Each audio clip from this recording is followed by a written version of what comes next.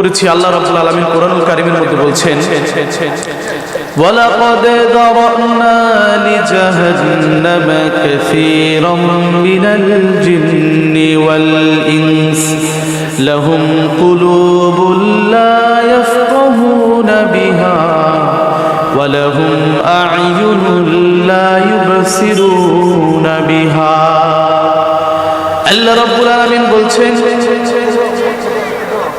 আমি জিন জাতিদের মধ্যে থেকে এবং মানুষের মধ্যে থেকে এক বিশাল সংখ্যক দল সৃষ্টি করেছি, যাদেরকে জাহান্নাম দেব।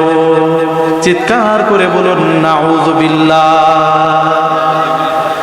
আল্লাহ রাব্বুল আলামিন বলছেন, জিন জাতিদের মধ্যে এক বিশাল সংখ্যক দল আমি সৃষ্টি করেছি এবং মানব জাতিদের মধ্যে থেকে বিশাল সংখ্যক একটা দল, যাদেরকে আমি জাহান্নামে দিব।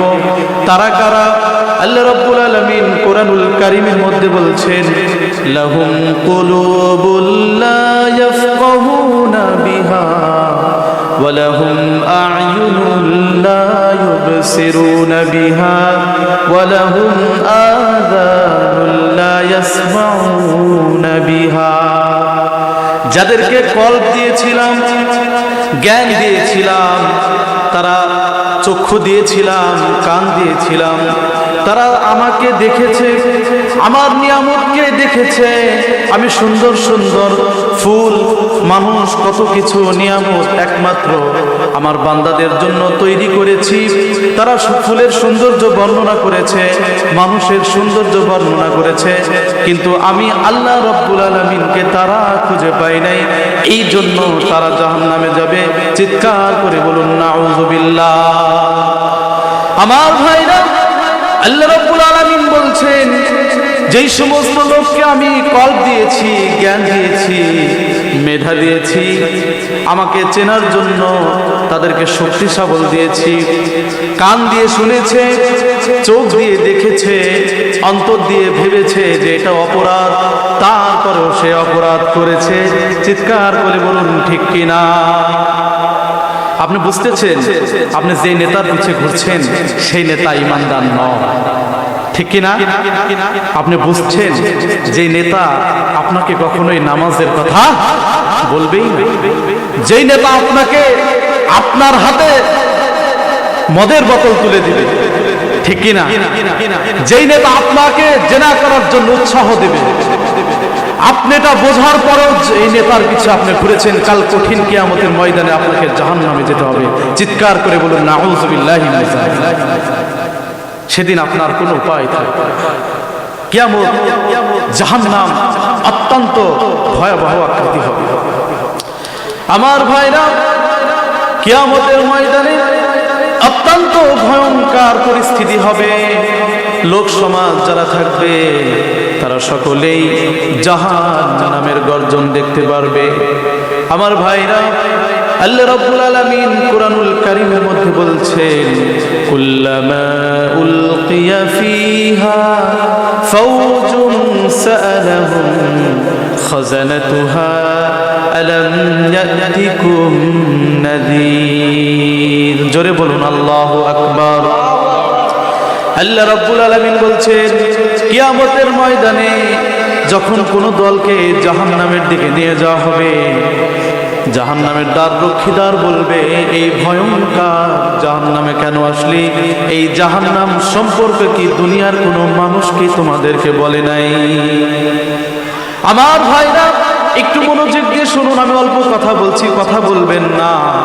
আমার ভাইরা, জাহান্নামের দ্বার রক্ষীদার যখন এই কথা বলবে, জাহান্নামীরা জবাবে বলবে, ক্বালু বালা ক্বাদ জাআনা নাযীর। হ্যাঁ, জাহান্নামের সম্বন্ধে দুনিয়ার জিন্দেগিতে আমাদেরকে বলা হয়েছিল এবং আমাদেরকে হাতে পায়ে ধরা হয়েছিল, কিন্তু ফাকাযযাবনা ওয়া কুলনা মা নাযালাল্লাহু মিন শাই। আমরা মনে করেছিলাম কিয়ামতের ময়দানে জাহান্নাম বলে কোনো শাস্তির কোনো ব্যবস্থাপনা নাই।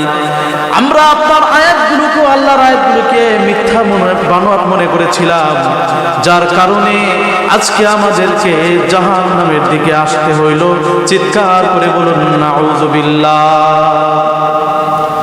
আমার ভাইরা, কিয়ামতের ময়দান অত্যন্ত ভয়ঙ্কর আকৃতি ধারণ করবে।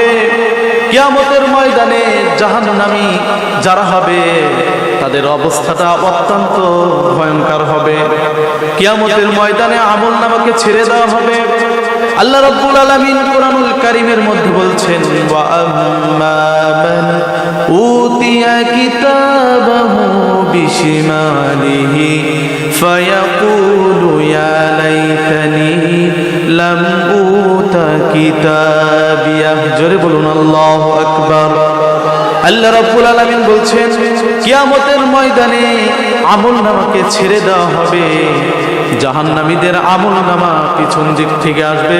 চিৎকার করে বলুন নাউযুবিল্লাহ। জাহান্নামী যখন আমলনামা তার হাতে পাবে, আমলনামা হাতে পেয়ে বলবে, হায় আফসোস, দুনিয়ার জিন্দেগিতে যদি ওখানে মরার পরে যদি সব কিছু শেষ হয়ে যেত আর আমলনামা যদি আমার হাতে না আসতো, কতই না ভালো হতো। আমার ভাইরা, তারপরে আল্লাহ রাব্বুল আলামিন বলছেন, ওয়ালাম আদরি মা হিসাবিয়া। সেই বান্দা তখন আফসোস করে বলতে থাকবে, আজকে যদি আমাকে আদৌ হিসাবের সম্মুখীন না হওয়া লাগতো, কতই না ভালো হতো। দ্বিতীয় নম্বরে বলবে, হালাকা আন্নি সুলতানিয়া। ভাইরা আমার, যখন তার হাতে আমলনামাটা চলে আসবে, আমলনামাটা পাওয়ার পরে সে বলবে, দুনিয়ার জিন্দেগিতে যখন আমার জীবনটা নিয়ে নেওয়া হয়েছে সেখানেই যদি সব কিছু শেষ হয়ে যেত আর আজকে এই ময়দানে যদি আমাকে না ওঠা লাগতো, কতই না ভালো হতো। আফসোস করে বলবে, মা আগনা আন্নি মালিয়া। আজকে অর্থ, সম্পদ, ক্ষমতা কোনো কিছুই কাজে আসবে না। বড় বড় প্রেসিডেন্ট, প্রধানমন্ত্রী, বড় বড় রাষ্ট্রপতি, টাকা পয়সাওয়ালা, ধন সম্পদওয়ালা সেদিন মাথা নিচু করে থাকবে, কোনো কথা বলার অবকাশ থাকবে না। সেদিন রাজত্ব একমাত্র কার থাকবে? আরো জোরে বলতে হবে, সেদিন একমাত্র রাজত্ব স্বয়ং আল্লাহ থাকবে। আল্লাহ বলবে, দুনিয়ার জিন্দেগিতে তুমি অপরাধের পরে অপরাধ করে গিয়েছো, হ্যাঁ, জুলুমের পরে জুলুম করে গিয়েছো, তুমি নাস্তিকতাবাদ করেছো, ইসলামের বিরুদ্ধে বলেছো, কোরআন হাদিসের বিরুদ্ধে বলেছো, আলেমদের বিরুদ্ধে বলেছো, মুসল্লিদের ধরে ধরে পিটিয়ে জেলে ভরেছো, হাজার হাজার আলেমদেরকে জেলে ভরেছো। দুনিয়ার জিন্দেগিতে তোমাকে আমি কোনো কিছু বলি নাই, আজকে তোমাকে টেনে টেনে জাহান্নামে নিক্ষিপ্ত হতে হবে। চিৎকার করে বলুন ঠিক কিনা, আরো জোরে বলতে হবে। আমার ভাইরা, এই কথা বলার পরে সবাই আফসোস ও পরিতাপের সাথে বলতে থাকবে, আজকে আমার ক্ষমতা, টাকা পয়সা, সম্পত্তি কোনো কিছুই কাজে আসছে না। আল্লাহ রাব্বুল আলামিন তখন ঘোষণা দিবে, খুযুহু ফাগুল্লু সুম্মাল জাহিমা সাল্লু সুম্মা ফি সিলসিলাতিন দারউহা ৭০ যিরাআন ফাসলুকু। জোরে বলুন আল্লাহু আকবার। আল্লাহ রাব্বুল আলামিন বলবেন, ধর ৭০ গজ শিকল পরিয়ে জাহান্নামের ভিতরে নিক্ষেপ কর। একটু চিৎকার করে বলুন নাউযুবিল্লাহ।